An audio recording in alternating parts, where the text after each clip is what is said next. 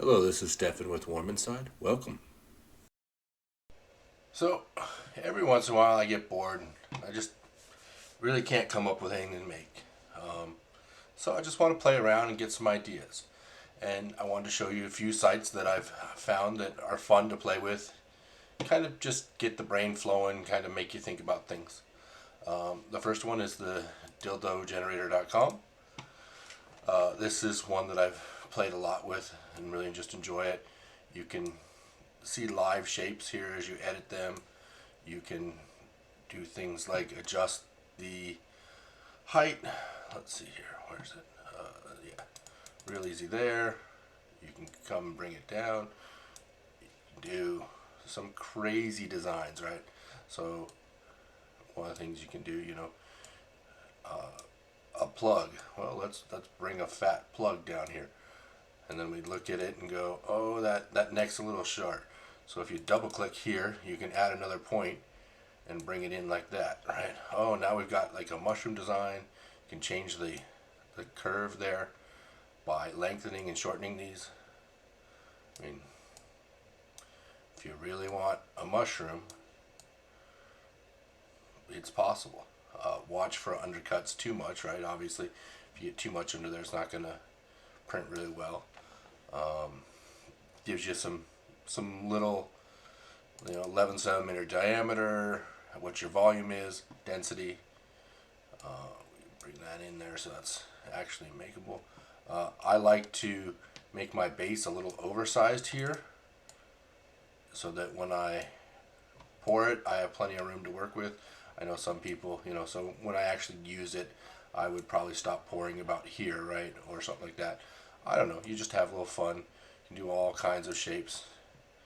You can do a traditional, dildo if you want. You can do beads. Let's see here. I know there's a way to do it, and I'm going blind, but there is a way to tell it. I want English versus metric system, but whatever, it doesn't really matter. I mean, if you know what you're doing, you can kind of get a size idea and then go for it. Important things to watch are like here, how girthy are you, right? So kind of your diameter, max diameter. It doesn't show your total diameter really, right, but it shows you your max diameter is a possibility there. And yeah, you could just kind of play with this toy. This is one of the ones that I discovered early on. Played with it a lot. In fact, some of my early designs were made right off this site, right? Oh, you want a nice little, quick little plug. There you go. Quick anal plug. Nice. You can do things like create it to an oval, which means if you look, it'll be more like a popsicle than round. If that's what you're up for, you can do all those kind of things. Yeah, so that is Dildo Generator, the first one. It's a nice little thing, nothing really spectacular, but it gets you a little feel in the play. And there is the new version of his Dildo Generator, which is this one. This is Dildo Generator / Next. Very similar concept. Say, having problems getting it to work. What the heck? Well, it has worked in the past. I'm not sure what I'm missing now. Let's try maybe a reload and see if that helps. Ah, there we go. Cool. Maybe it's something from playing with that other one. Again, you kind of get the same live feel, switch going there. This one has the ability to open controls. You can change. There's the modifiers. I think that's it. Oh no, that's not the one I want. Right split mesh. Right. I know there's a way. Sorry, I've played with so many of these. Huh. Maybe this isn't the one. Or maybe he's made changes. Oh wait, here we go. Bend angle. That's what I was looking for. So you can do things like if you want a curve on there, right? So now your angles, you can can put some twist in there. This twist is more of a texture shape, it looks like. There we go, that's what I want. So you can make a screw dildo, right? You can do all kinds of things. I just play with the settings and kind of see what I come up with, right? There's like a man bowing, right? It's a really odd one. And then you can come back over here and still make modifications to that, right? Make it a fat man. Obviously paying attention to what you're doing there as far as design. You can revert, set it all back, start playing again. Scroll mouse in and out for your zoom there. One thing I always do is export when you're ready. That way you've got it, so you can put it to your slicer. Sometimes I'll grab the JSON path. This is really useful if you want to come back here. So, I thought the old one had an ability to, let's see,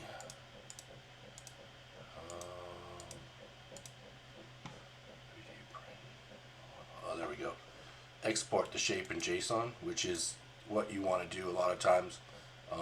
When you want to save it, you're not sure if you're done, so you can come back and do it later. You can export the mesh in STL so that you can print it, right? That's obviously what you want for print, but I usually grab both.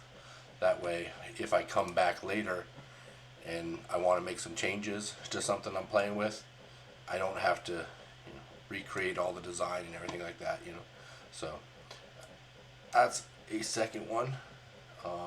This one is probably not my favorite. In fact, this is probably my least favorite, which is kind of an odd statement given it's his newest version.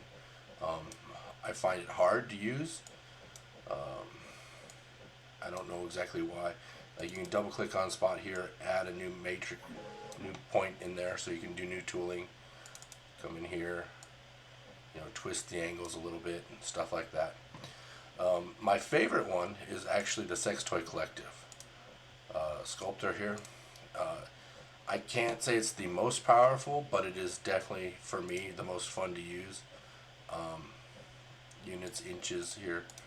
You can set it to centimeters if you like. Show the width as radius or diameter.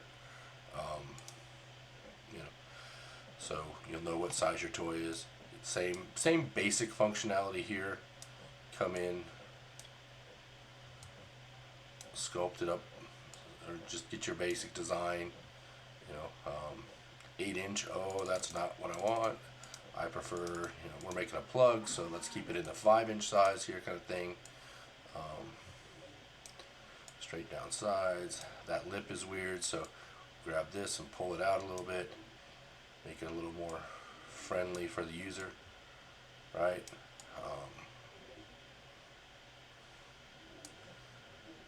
Add an extra point in here so that we can trim the neck a little. By adding points, you can change the neck size.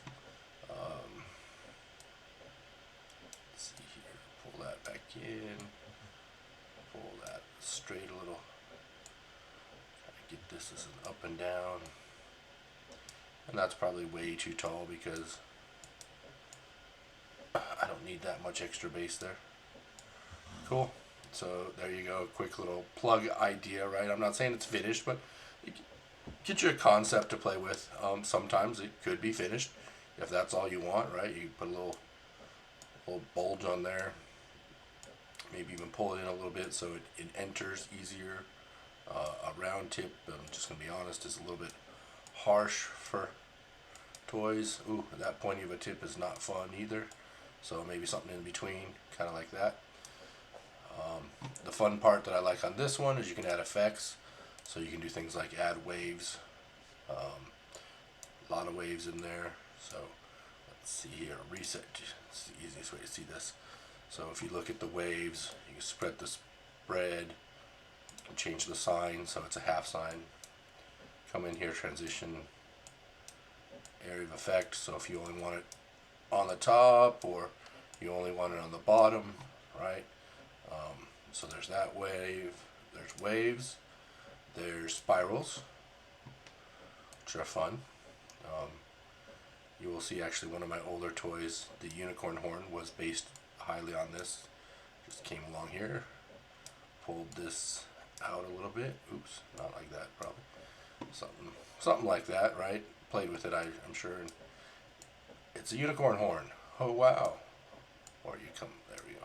Spike it, there we go. Oh, but I don't need 8 inches. I can trim it down so that I have the whole thing in a 6-inch, design. Keep an area, stats. You can see that the girth is 9 inches, but that's at the thickest point. So one of the things you got to remember is when it says at the thickest point, it's most likely going to be your base. So if I was to pull that in, the girth is really only 5 inches on the horn, right? Because it's going to pull it probably from about right here. Silicone cost $470. It's an approximate number. I mean, it depends on where you get it. That kind of stuff. You have other effects, like we can delete the spiral, we can add a bend in there, so kind of how much of a bend do you want. Pretty extreme. Remove the bend. You could also do bumps. Ooh, the bumps are going slow today. Oh, there we go. Ooh, the bumps did not like that tip. What happened there? Something happened to my bumps. There we go, we can see them there. Ooh, it does not like the tip there. So that would be a perfect example of taking the Y area. Yep, there we go. Get rid of the bump there. Now we can do some things there. Add more. We spin them a little bit so that they're going around, all the way around. That kind of thing. You can mix things, so I could add a bump and a bend. At least I should be able to. Uh-oh. Come on, you can do it. Well, oh, there we go. There it is. Slow. Again, we're seeing weird area tip, so we just pull it off the tip, and there you go. Same thing here. When you're ready, you can export the JSON file, which is one thing I always do, and then export the STL file.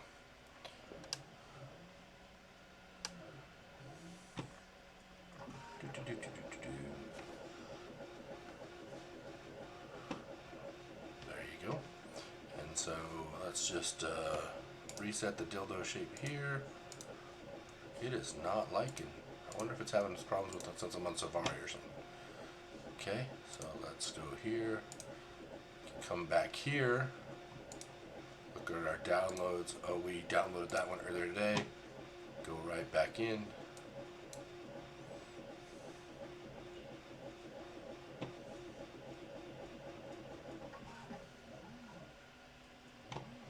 And this site is running really slow today. Oh, but there it is. Apparently it did not like must not have grabbed it right at the right time. But yeah, those are 3 little toys. I'll put the actual link to the dildo generator next, and sex toy collective sculptor. I also, if you're just into making toys, I really recommend checking out the sex toy collective. They have some great things on making toys. Where'd they go here? Dildo University. That's it. So if you want techniques, you want to learn a little bit something, Sex Toy Collective, has some interesting stuff to play with and things you can learn from. Wish you all the best.